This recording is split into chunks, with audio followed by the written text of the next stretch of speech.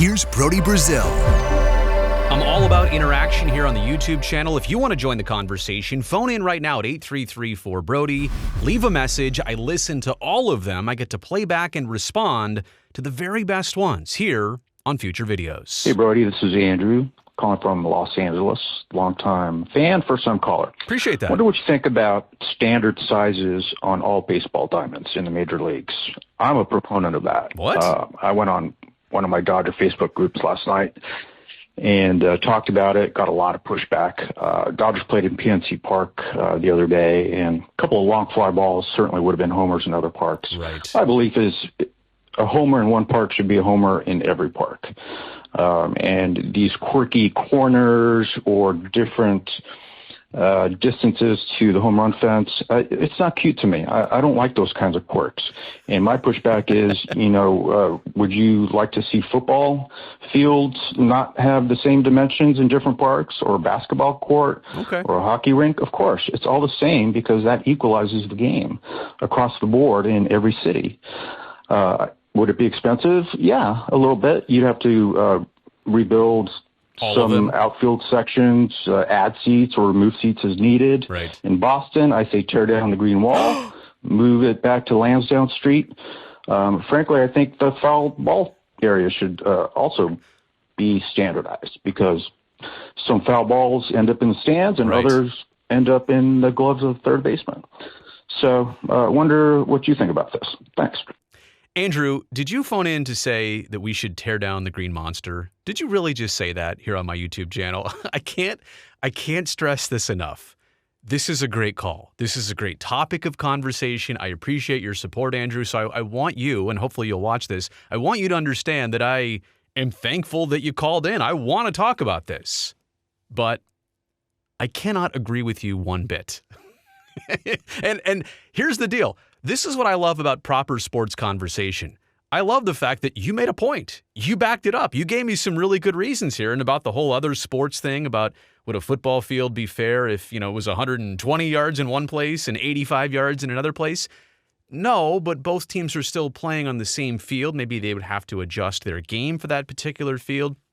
Totally understand your point. So you didn't just blurt it out and say, I think this is my idea, and that's it. You gave me the here's why. I do appreciate that. I just can't agree with pretty much any of it. And let's begin, if nothing else, even if I thought this was a great idea, even if I was all for it, for standardized fences and dimensions of Major League Baseball, even if it was a good idea, to your main point, it's still like a multi-billion-dollar fix, which basically renders it impossible right here, right now, to go across all the ballparks across Major League Baseball and to change the fence dimensions and the seating dimensions. We're talking about excavation. We're talking about concrete coming down.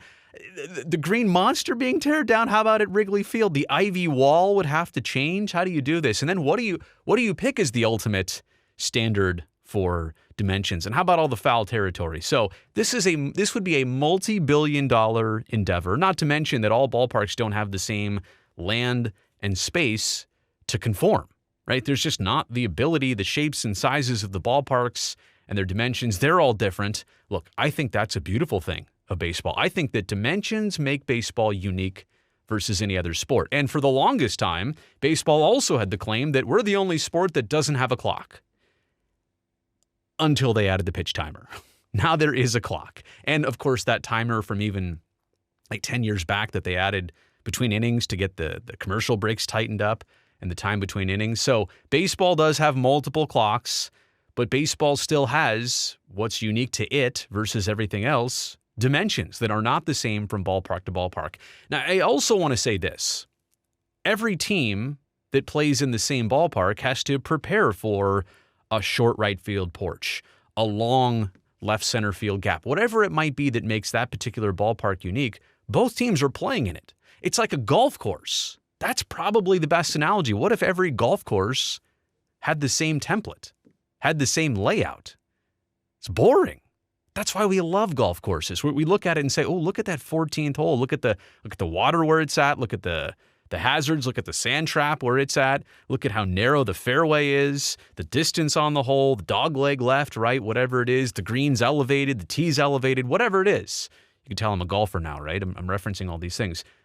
But that's what makes golf interesting, and that's what makes baseball interesting. It is part of the sport. I would actually argue that boring dimensions of a ballpark actually take away from the stadium and the experience. Like some stadiums, and I'll just use the, well, not former Oakland Coliseum, but former home of the Athletics, the Oakland Coliseum, it had to have a symmetrical fence in the outfield because it was a multi-purpose stadium. The same way that Riverfront used to be, the same way that Three Rivers Stadium used to be, the same way that Busch Stadium used to be, the Vet in Philly, all those old 70s, 60s, and 70s era stadiums that were multi-purpose, they had to have a symmetrical fence out there because the stadium needed to be a rectangle or a square or a circle or whatever. And so it was not that interesting. It's boring if it's like, hey, 330 down the left field line, 330 down the right field line, 375s in the gap, and 402 to center field. Boring. I like to see jagged curves. I like to see a high fence, then a low fence, and a fence that a right fielder could fall over, like in Boston where the bullpens are. If he makes the catch and tumbles over the wall, great. It's more entertaining. It adds to the game. Boring dimensions take away from a stadium and the two teams playing that particular game. In fact, I wonder if there's actually more room for creativity with Major League Baseball fences. And I'm not saying from a safety sense, I'm not saying like put an aquarium as part of the fence out there. You can't do like a glass fence and all that. That's ridiculous. But textures are interesting so long as they're safe. Different heights are interesting so long as it makes sense. I don't want to go ridiculously crazy, but I like seeing a high fence, then a low fence, then a close fence, then a far fence. The one thing I will say, and I made a separate video about this before, like in San Francisco at Oracle Park, they have Triples Alley in right field, right center field, 421, I want to say, all the way out there. It is a poke. Or did they make it 415 in recent years? Anyway, 400 plus feet to right center field. It's the deepest distance of the park. At some point, who's ever going to hit one out of there? I think what I would do with dimensions is this.